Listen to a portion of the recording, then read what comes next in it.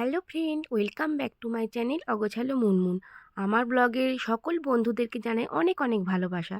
তো আজকে আমি তোমাদের সাথে শেয়ার করব, আমি আজকে গোবিন্দভোগ চালের খিচুড়ি কিভাবে তৈরি করব সেটাই শেয়ার করব। তো দেখো, এখানে গোবিন্দভোগ চাল, মুগ ডাল, আর এখানে আদা, জিরে, আর সবজি, এখানে ধনেপাতা আর সব রকম সবজি এখানে কেটে ভালো করে ধুয়ে নিয়েছি। দেখতে পাচ্ছ আলু কেটেছি, শিম, পালং শাক আছে, ফুলকপি আছে, গাজর আছে, টমেটো আছে, মটরশুঁটি আছে।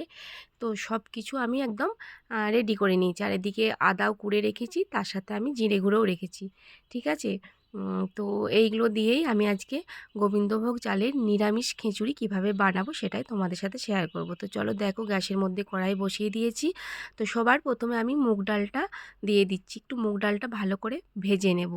ঠিক আছে, ডালটা ভালো করে ভেজে নিলে খিচুড়িটা কিন্তু স্বাদটা খুব সুন্দর হয়। তো দেখো, মুগ ডালটা আমি ভালো করে নাড়াচাড়া করে নিচ্ছি। তো দেখতে পাচ্ছ মুগ ডালটা আমার ভাজা হয়েই গেছে, আর অল্প করে ভাজবো, দিয়ে আমি তুলে নেব। খুব বেশিও ভাজবো না। তো দেখো ভাজা হয়ে গেছে, আমি এবার তুলে নেব।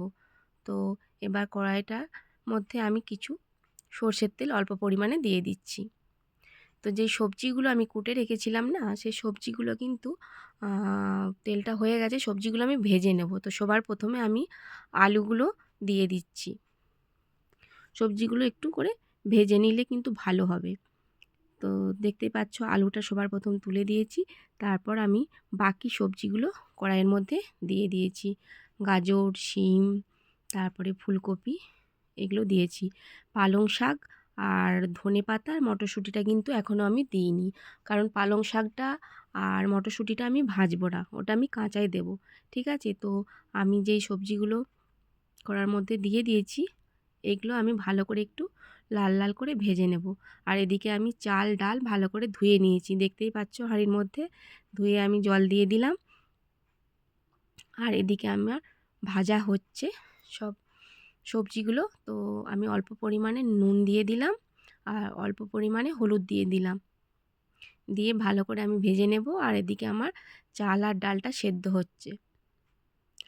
আর এই গোবিন্দভোগ চালের নিরামিষ খিচুড়িটা খেতেও কিন্তু খুব সুন্দর হয়, আর খুব তাড়াতাড়িভাবেও বানানো যায়। তো দেখো একটু ভালো করে আমি ভেজে নিচ্ছি। আর দেখতেই পাচ্ছ চালটার মধ্যে আমি নুন দিয়ে দিলাম এখনই। আর এদিকে আমার ভাজাও প্রায় হয়ে এসেছে, আর অল্প একটু ভাজবো, বেশিও আর ভাজবো না। থেকে সবজি বেশি ভাজলে কিন্তু তার কালারটাই নষ্ট হয়ে যায়। তো দেখো আমার প্রায় ভাজা হয়ে গেছে, আমি কিন্তু হাঁড়ির মধ্যে তুলেও দিয়েছি, দেখতেই পেয়েছো। এবার আমি পালং শাক আর মটরশুঁটিটা রেখেছিলাম, তো এই পালং শাক আর মটরশুঁটিটাও আমি হাঁড়ির মধ্যে দিয়ে দেব। মানে হাঁড়িটার মধ্যে কিন্তু খিচুড়িটা হচ্ছে। তো বন্ধুরা সবাই কেমন আছো আমাকে কমেন্ট করে জানিও। আশা করছি সবাই ভালো আছো, আর আমিও ভালো আছি। আর আমার ভিডিও যদি ভালো লাগে তো লাইক, কমেন্ট, সাবস্ক্রাইব আর শেয়ার করে দিও।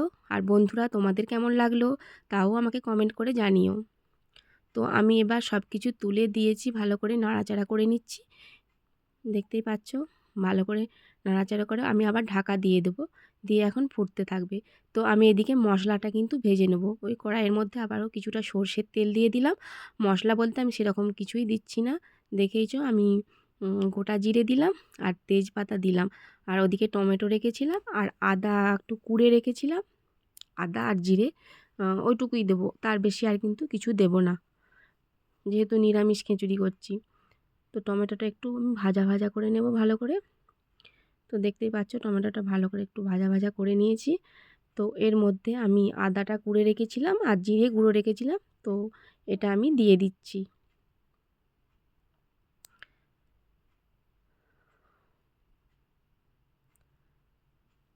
তো আমি এবার হলুদটা দিয়ে দেব, আর দেব হচ্ছে কাশ্মীরি লঙ্কার গুঁড়ো, আর দেব অল্প পরিমাণে নুন দেব, কারণ আমি চালের মধ্যে নুন দিয়েই দিয়েছিলাম, আর সবজিতেও নুন দিয়েছিলাম, তাই আমি অল্প করে নুন দিয়ে দিলাম। দিয়ে আমি এবার এটা ভালো করে ভেজে নেব। তো দেখো ভালো করে ভেজে নিচ্ছি, এখনও কিন্তু কিছুক্ষণ ভাজতে হবে, এখনও কাঁচা আছে। মশলাটা থেকে তেলটা এখনও বের হয়নি। তো এদিকে চলো দেখি ফুটছে, দেখতেই পাচ্ছ খিচুড়িটা ফুটছে। আর দেখো এবার কিন্তু আমার মশলাটা ভাজা হয়ে গেছে, তেল বেরিয়ে গেছে, দেখতেই পাচ্ছ। তো আমি এবার মশলাটা কিন্তু তুলে দেবো খিচুড়িটার মধ্যে। তুলে দিয়েছি, দেখো কালারটা দেখেই বুঝতে পারবে। তো এবার আমি ভালো করে নাড়াচাড়া করে নিচ্ছি, দিয়ে আমি আবারও ঢাকা দিয়ে দেব। দিয়ে এখনও তো সেদ্ধ হয়নি চালটা, এখনও কিছুক্ষণ করব। তো দেখো এবার দেখি ঢাকা খুলে কতটা কীরকম সেদ্ধ হলো। তো দেখতেই পাচ্ছ এখনও আরেকটু সেদ্ধ হতে লাগবে। তো আমি এখন অল্প পরিমাণে একটু গরম মশলা দিয়ে দিচ্ছি, একদম খুব অল্প পরিমাণে দিচ্ছি, কিন্তু অল্প পরিমাণে গরম মশলা দিয়ে আমি একটুক্ষণ ঢাকা দিয়ে রেখে দিয়েছিলাম। তারপরে আবার ঢাকা খুলে আবারও নাড়াচাড়া করে নেব। এবার দেখতেই পাচ্ছ হয়ে গেছে খিচুড়িটা, অনেকটাই সেদ্ধ হয়ে গেছে, অনেকটাই না পুরোটাই সেদ্ধ হয়ে গেছে। তো আমি এবার ভালো করে আর একটু নাড়াচাড়া করে নিচ্ছি। তো আমি এবার ধনে পাতাটা কিন্তু দিয়ে দেব। আমি কিন্তু সবার শেষেই ধনে পাতাটা দিয়ে দিচ্ছি।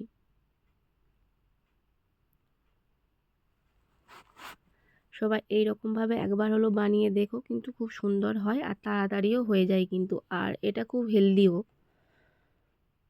বাচ্চা ছেলেরাও কিন্তু খুব সহজেই খেয়ে নেবে। তো আমি একটু ধনে পাতাটা দিয়ে ঢাকা দিয়ে দিলাম। তো ঢাকাটা খুলে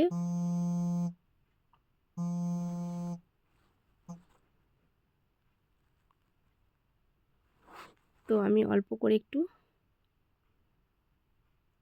ঘি দিয়ে দিয়েছি, ঠিক আছে। ভালো করে একটু ফুটিয়ে নিচ্ছি। তো দেখো আমার গোবিন্দভোগ চালের খিচুড়ি, নিরামিষ খিচুড়ি রেডি হয়ে গেছে। তো আজকের মতো বন্ধুদেরকে বলছি সবাই ভালো থেকো, সুস্থ থেকো, টাটা।